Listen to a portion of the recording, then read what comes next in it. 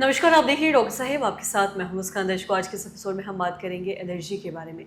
हमें देखते हैं जब भी बात एलर्जी की आती है तो लोग ये समझ नहीं पाते कि किन किन कारणों की वजह से एलर्जी होता है। आज हम इस बारे में तमाम जानकारी लेंगे और ये जानेंगे और इसी बारे में बातचीत करने के लिए आज हमारे साथ मौजूद है बिहार के जाने माने एलर्जी के विशेषज्ञ डॉक्टर गौतम मोदी। सर नमस्कार, बहुत बहुत स्वागत है आपका। नमस्ते।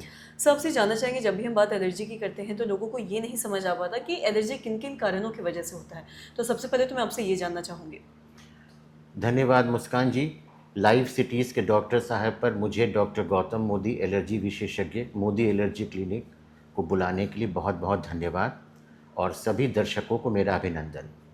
जब भी किसी भी वस्तु के प्रति शरीर में असामान्य प्रतिक्रिया होती है तो उसे हम एलर्जी के नाम देते हैं। जैसे फूल का पराग, धूल कण, वातावरण में उपस्थित अन्य पदार्थ, खाद्य पदार्थ, दवा, किसी से भी जो सामान्य रूप में हम सेवन करते हैं उसकी अगर उल्टी प्रतिक्रिया होनी शुरू हो जाए तब हम उसे एलर्जी का नाम देते हैं। एलर्जी एक प्रकार की, जिसे तीव्रग्राहिता बोलते हैं हिंदी में, इट इज़ अ रिएक्शन। ये प्रतिक्रिया है शरीर का जो कि सर्दी, खांसी, छींक, सांस फूलना, चकत्ते, चमड़े का लाल होना, चेहरे पर सूजन होना, इन रूप में ये अपने आप को प्रदर्शित करता है। एलर्जी किसी भी उम्र में हो सकती है। पहले बच्चों में कम होती थी, आजकल बच्चों में ज़्यादा होती है और वयस्कों में और वृद्धावस्था में भी ये देखा जाता है कि अलग अलग रूप में ये खुद को प्रदर्शित करती है। जी। और साथ ही साथ मैं आपसे ये भी जानना चाहूँगी, जब भी बात एलर्जी की आती है तो हम देखते हैं कि अलग-अलग लोगों को अलग-अलग चीज़ों से एलर्जी होता है।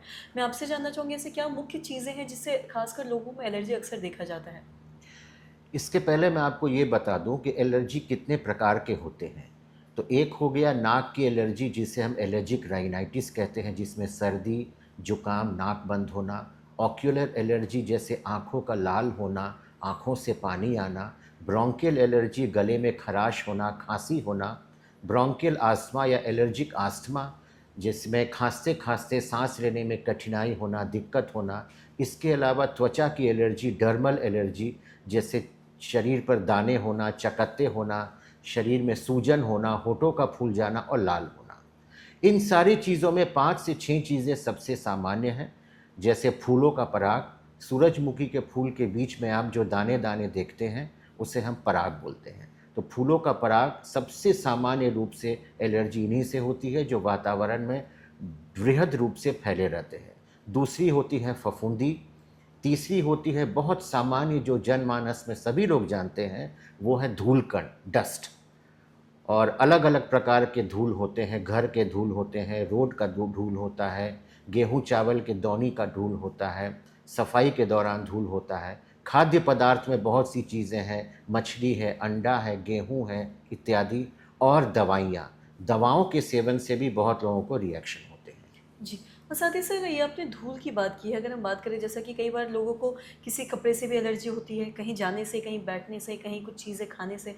तो ये सब से भी चीज़ों को, ये क्या बचपन से होता है, एक टाइम के बाद ये एलर्जी देखा जाता है? कुछ लोगों को तो बचपन से ही एलर्जी के लक्षण होते हैं। जैसे बचपन में अक्सर जिसे एटोपिक डर्मेटाइटिस बोलते हैं या चाइल्डहुड डर्मेटाइटिस, उनकी त्वचा में खारिश होती है, लालीपन रहता है, नोचनी होती है, चकत्ते होते हैं। ऐसे बच्चों को आगे चल कर के सांस की बीमारी या सर्दी की बीमारी होने के लक्षण होते हैं। इसके अलावा धूलकण जो होते हैं वो घर की सफाई के दौरान, पुराने बक्सों को खोल करके साफ़ करते समय और घर में झाड़ू इत्यादि देते समय जो धूलकण लगते हैं उसके चलते होती है। जी। सर बहुत-बहुत शुक्रिया तमाम जानकारी देने के लिए। तो आशा धन्यवाद। करते हैं दर्शकों कि आप भी समझ पाए होंगे कि एलर्जी किन-किन कारणों की वजह से होता है, कौन-कौन सी ऐसी चीज़ें हैं जिसमें अक्सर लोगों को देखा जाता है कि उन्हें इससे दिक्कत होती है, फिर एलर्जी होती है। तो आशा करते हैं जो तमाम जानकारी है आपके लिए लाभदायक रही हो। तो आज के इस वीडियो में इतना ही। अगर आपने अब तक हमारे चैनल को सब्सक्राइब नहीं किया तो तुरंत कर लें, साथ ही हमारे फेसबुक पेज को लाइक करें। वीडियो देखने के लिए आपका धन्यवाद।